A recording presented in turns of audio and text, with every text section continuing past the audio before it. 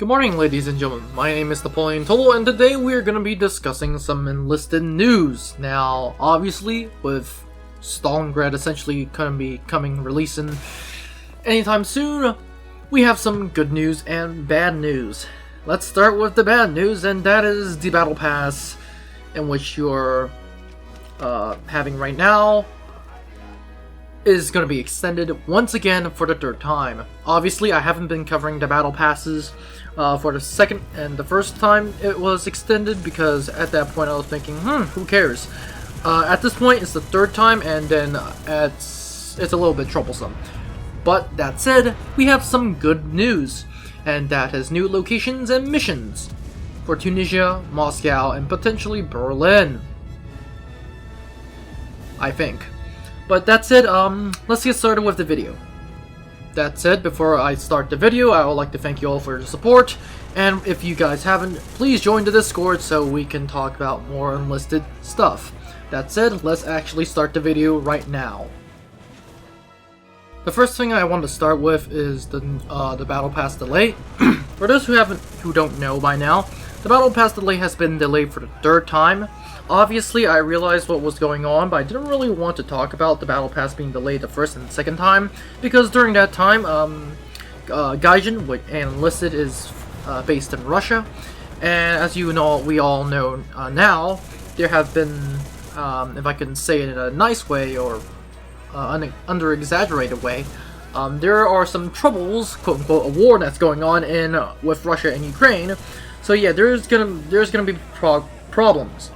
Obviously, War Thunder, which Gaijin also owns, is already out there and saying that that stuff has been going on. Same for Enlisted, I think, but as of right now, I don't know what is going on for them. But yeah, at the first and second time, I wasn't really surprised. To be honest, I wasn't really against it, but to be honest, it's kind of expected, because like there's something big going on in the world right now. And so I let it slide, but this time is the third time, and it's getting kind of, I don't know, a little bit tedious. That said, there is some good things about that, and that is that even after you get to the top, you do get to reverse some levels down, and then essentially what will happen is that you will get essentially gold orders again. Silver orders over and over again. But there are a lot of people who are saying that they want gold orders. So yeah, we already have a problem here. Obviously, no one really wants, unless you're a new player, no one really wants the Battle Pass to be delayed. Obviously, we can't really help the situation.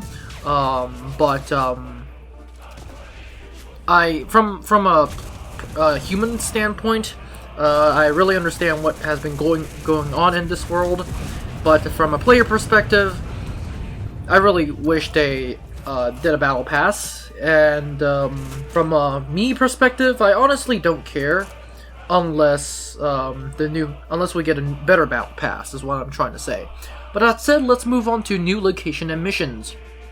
According to the Enlisted community, according to the Enlisted news article, we continue to create for you the most interesting battle locations in the game campaign currently available. In this blog, you'll see the first time the underground tunnels, and yes, you heard me correct, underground tunnels of an unusual village in Tunisia. Glimpse into the dugouts of the settlement in Moscow, and a new perspective of the train escort near Berlin. So basically, we have some new maps. We have some new maps, not mats. We have Kahif Cave Village. Such an incredible place. Kahif is based on a real Berber settlement where locals built their homes underground, hollowing out rooms and halls in deep dugout holes. They didn't stop there either, punching many underground tunnels to similar settlements of their neighbors. Because essentially what I think is going to happen is that this place, it's either going to be, from looking at the images, it's either going to be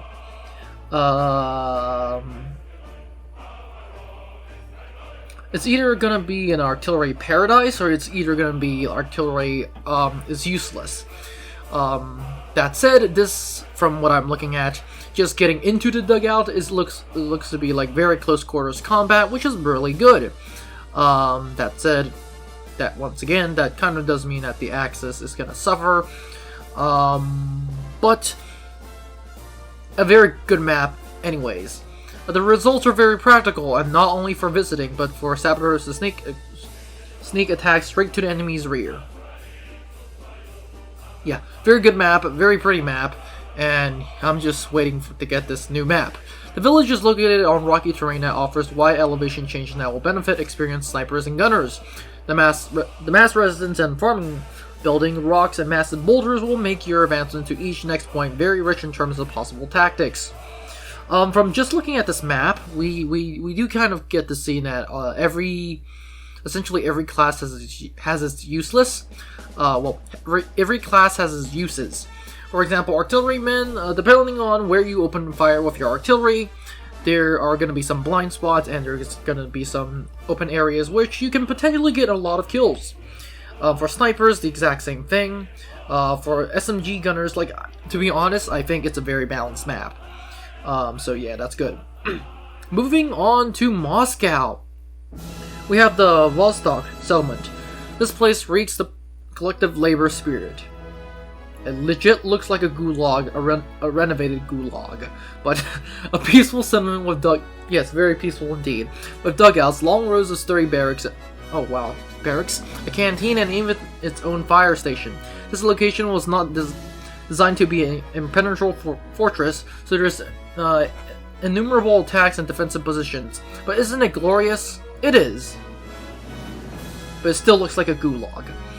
Before you reach the main entrance arch, you are greeted by many low dugouts. Each of them is reliable and a good firing point.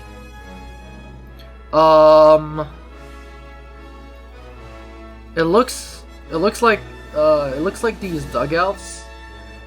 Okay, yeah, that is dirt and snow on them. So yeah, the settlement with this symbolic Soviet name Vostok is divided by the central row with two parts. One on the right, residential barracks, where soldier squads can find comfort. On the left, the worker area for more long-range battles, where the assaults can be carried out by armored vehicles and where there will be room for soldiers for long-range equipment. But sooner or later you will meet at the fire station, where the towers of which snipers will work on you constantly. Assaulting this most fortified position will cause you to sweat heavily. Yes, at this point, like, you're not wrong, but if the towers can be destroyed, then by artillery fire, then you're kind of doomed. Also, it does look like there are a lot of open places, and it's one of those maps in which I think, like, artillery is useful, everything is useful, and stuff like that is useful. Like, everything is useful if you know what you're doing, of course. But, like I've said, it just looks to me like this is a gulag. But that's it, let's move on to Berlin. Adding more dynamic maps to armored train. Okay, before I even start, I don't know if this has been going on, but it has definitely been going on for me.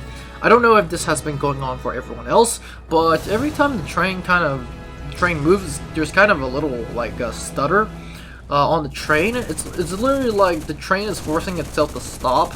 But before there wasn't this problem, now there is. So it's kind of weird. Like, sometimes you can, essentially, it's like it's just inconvenient is what I'm trying to say. Obviously, I hope that Enlisted fixed that. So yeah, please fix that. It's very very problematic. Adding more dynamics to armored train. Since the release of the major armored train update, we have closely monitored the balance of the new mod, and will soon be bringing you a significant refresh. Getting 2 missions in one. The mode balance has been adjusted towards reducing battle time. Previous episodes could take over an hour. The battles will become even more intense and less drawn out. In the new missions, the train will have to pass 3 stations instead of 6, and the mission itself is divided into 2 versions. I wonder what the two versions are, although we kind of already have that. One is capture the base, and the other one is obviously going to be take the train.